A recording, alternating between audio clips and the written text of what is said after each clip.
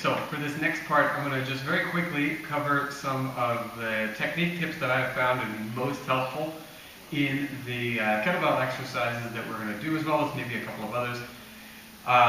So first things first, we're going to cover some of the ballistics, and the ballistic exercises. I think the technique tips are especially important because with a lighter weight, it's very easy to, or let's say with a lighter weight as well as when you're fresh, it's easy to kind of get away with a little bit of extra shenanigans, we'll say, because there's some momentum involved, a lot of momentum involved.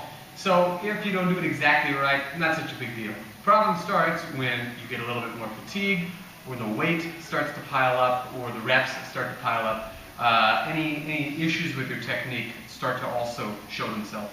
So first things first, I want to cover the swing, because that is what all of the kettlebell ballistics are built off of. And we're going to cover the one-arm swing in particular, because the movements that are going to be in this in these complexes that we're doing are going to be built off of single kettlebell drills. So first things first, the important thing is what's known as anti-rotation. So rotation, of course, is this sort of movement, and in many cases with the swing, as people get tired or the clean or a snatch, this will start to happen. The kettlebell will want to pull them out of the movement, and so they'll kind of start to twist, or they'll get to here and they'll start to twist.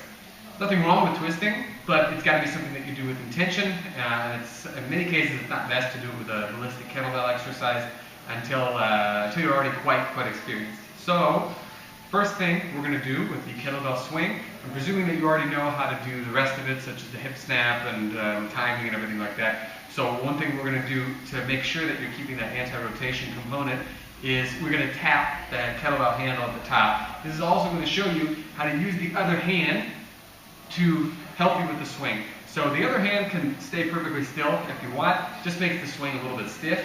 Using the other hand, kind of like a whip, is going to do a lot to help with the momentum of the swing, and that's going to make it feel a lot smoother. So what it is going to look like, I'm going to show you from the side first, is like this. So if I'm doing a left-handed swing, you're going to take a look at what the right hand does here, right? So I'm in this position, tap,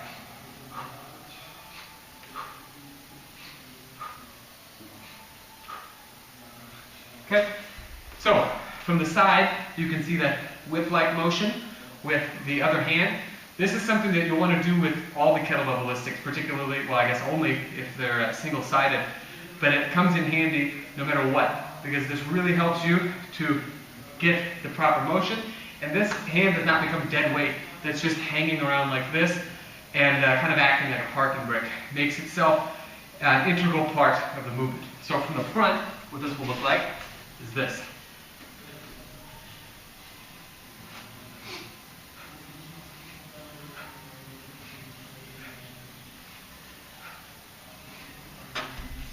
So, very straightforward. When you come forward like this to touch the handle, make sure that it's getting rid of this, because if you have to try to reach and you're twisted like this, automatically you're going to want to correct yourself. So even as you're getting fatigued, it's going to make it so much easier to just stay plumb exactly the way that you're supposed to in the swing. Next thing we're going to do is we're going to start working on taming the arc, which is shortening the arc that the kettlebell makes as it goes higher and higher in different exercises. So we're going to go with the clean. So with the clean, things are very much the same in terms of using the hand. What I want to focus on with the clean is making sure that you're not trying to push it out with your shoulder as you drop it. This is something very few people do, but it's incredibly important, because what this is going to do is just going to make everything else so much simpler when all you have to do, rather than throwing it, and then again, because I'm thinking about this in terms of as it gets heavier and as you get more tired, and as you get tireder or more tired, if you're launching it like this and you have to try to catch it lower, it's going to pull you off center. What you want to do is you want to just let it go as close as it will to your crotch, right? Rather than letting it fall further in between this imaginary triangle here. So what this is going to mean is that from the side, what it'll look like is this. Get in a position. From here. Now from here, I'm not throwing it out in front of me. Just going to drop it right on my crotch. Okay?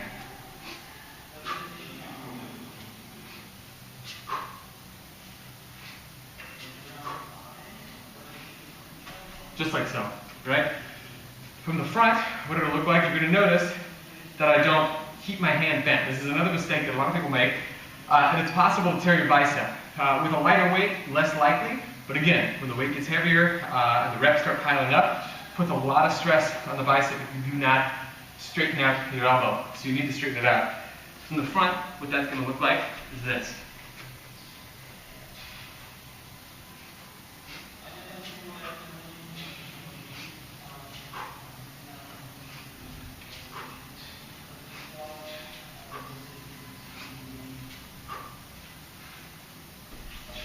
Very straightforward, okay? Now, the next thing that we're going to focus on is going to be the snatch. Now, I'm assuming if you're going to do the snatch that you have the requisite overhead mobility and that you don't have to bend at the low back or bend at the elbow to get the kettlebell overhead. If that's the case, you're just going to replace the snatch with more cleans, all right? If that's the case, you're also probably not going to want to do any military pressing because likewise, you're going to end up here. Same thing with the Turkish get-up, okay? So, we're working on a couple of assumptions. With those things in mind, what we're going to do to make the snatch better is learn the timing aspect that is critical for making the snatch work. The thing with the kettlebell is that it automatically actually wants to snatch itself. Because if you do a really strong swing, it's just naturally going to start going over your head, okay? Right? Now, problem here is that the arc is not tamed, meaning we're not shortening it in order to make it more appropriate. So as you notice, it starts to kind of lose control because the kettlebell wants to stay here until it can't go any farther, and then it's going to hit you on the hand.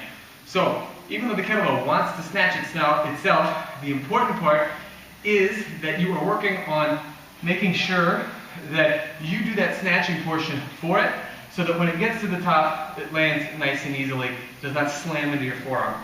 This is important for a variety of reasons I probably don't really need to go that deep into.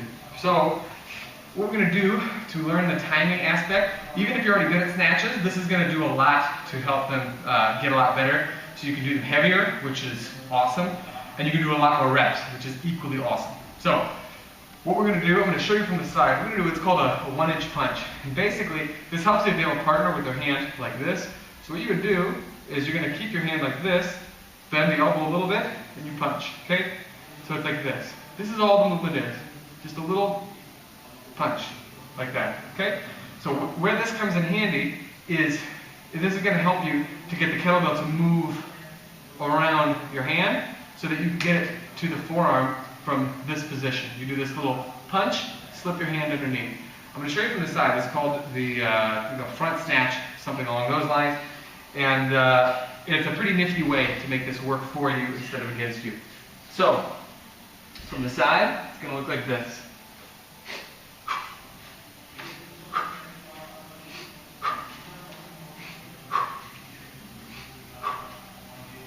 Okay, so if you notice, it's kind of fast. The movement is happening here in the elbow, and it's not a big one. I'm not doing this, okay? It's not a high pull, then I'm pulling all the way back. Just a little punch. Makes it really easy for the kettlebell to move around your hand. So from the front, what this will look like, so that you can get another view of it, you can take a look at what my elbow does to the side here, okay? From here, what I'm going to do, same exact thing.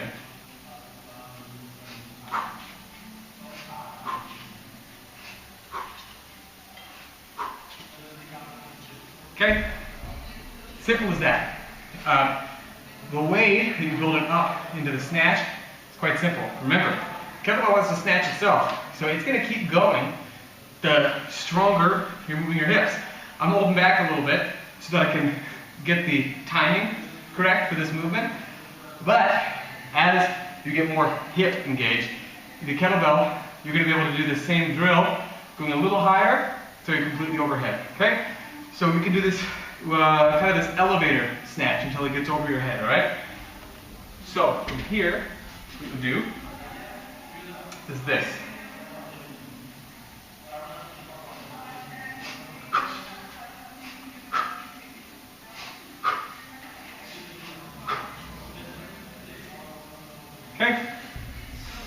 Very, very straightforward.